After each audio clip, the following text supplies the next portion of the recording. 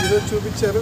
ఖచ్చితంగా ఆయన తెచ్చుకున్న ల్యాండ్ రిఫార్మ్స్ కానీ అలాగే ఆయన పీఎంగా ఉన్నప్పుడు ఆయన ఏదైతే ఈరోజు ఆర్థిక సంస్కరణలు చేసి ఈరోజు 91 రిఫార్మ్స్ నుంచి మన ఇండియా ఒక కొత్త ఎరాలోకి వెళ్ళి ఒక ఎఫ్డిఐస్ కానీ లేకపోతే కంప్లీట్గా ఎంఎన్సీస్ అన్నీ ఇండియాలోకి వచ్చి మొత్తం గ్లోబలైజేషన్ అనేది అప్పటి నుంచి స్టార్ట్ అయ్యింది.